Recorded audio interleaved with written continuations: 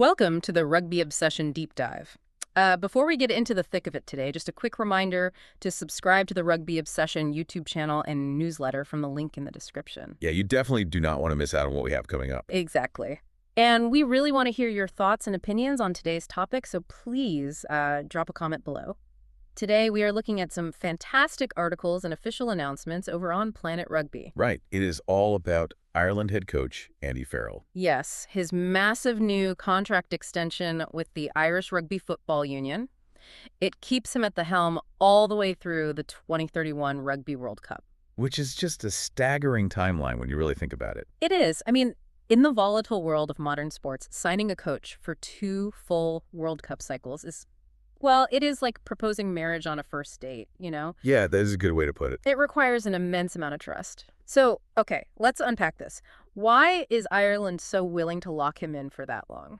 Well, looking at the sources, the immediate focus is naturally the 2027 World Cup down in Australia and the inaugural Nations Championship. Right. But the real strategic move here is off the pitch. Securing him until 2031 completely wards off all those persistent rumors of him returning to coach England. Oh, that makes total sense. Yeah, and more importantly, it signals absolute structural stability to the entire global rugby ecosystem. And he is already slated to be the 2025 British and Irish Lions head coach, too. Exactly. He is a busy guy. So in the official announcements, Farrell expressed this deep pride in staying. He cited the passion of the supporters and said he firmly believes that the best is yet to come. Which is exactly what you want to hear from your head coach. Right. But if you have ever managed a team or a long-term project, you know that true alignment is the holy grail. But how often does leadership actually commit to an 8-year vision? Almost never.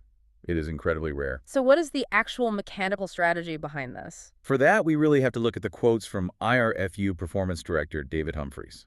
Okay. Humphreys emphasized that this is not just a reward for past success. It is a key investment in long-term success. I like that framing. Yeah, he talked about creating a stable platform to keep Ireland competing with the world's best. He wants a clear performance vision. A clear performance vision, meaning what exactly? It means aligning everything, from the youth pathways and the provinces all the way up to the senior team. They are all reading from the exact same playbook. Wow. Yeah. Real quick, before we get into how he actually survived the recent media storm to get this contract, remember to subscribe to the Rugby Obsession YouTube channel and newsletter from the link in the description. Your support means everything to us. It really does. So to truly appreciate this massive contract, we have to transition to the drama of the early 2026 Six Nations, because it was not all smooth sailing. Oh, not at all. It was incredibly turbulent. Yeah, the Planet Rugby articles really paint a gritty picture here. Just months ago, the media had the knives out for Farrell's, quote, jumbled up team. The criticism was intense. It was. Winger Mac Hansen even called out a big media explosion. The negative coverage was just everywhere. But Hansen's response to that is actually super revealing. Right, because he shared this inspiring story about Farrell. Hansen played against the Springboks while in absolute agony, just pure pain. Oh, wow. Yeah, and he did it because of the loyalty and trust Farrell built with him. But here is where it gets really interesting for me. Correct.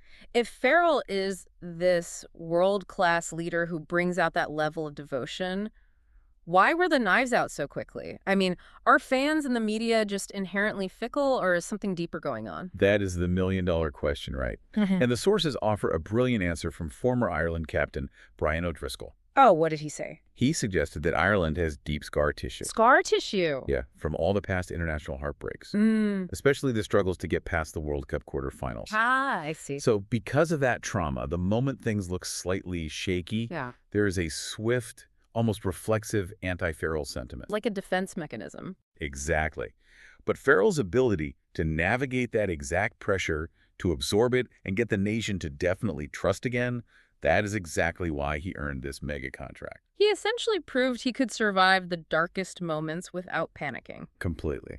So moving from how he survives the media storm to the actual culture he is building. Former player Bernard Jackman had a really great point about this in Planet Rugby. Yeah, the contrast with Steve Borthwick. Yes.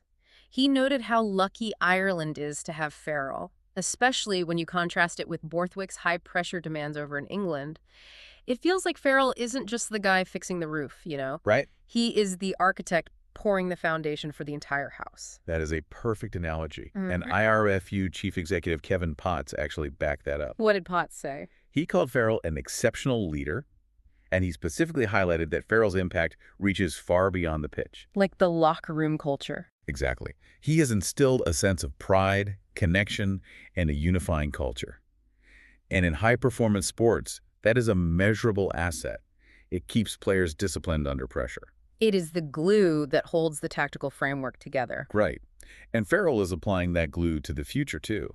He is super excited about the increasing strength and investment in the youth pathways. So he is not just looking at the veteran players. No, he is banking heavily on the talent coming through the pipeline. He has total confidence in the age grade programs across the provinces. Because with a contract until 2031, the kids in the U19 academies today are going to be his key players tomorrow. Exactly.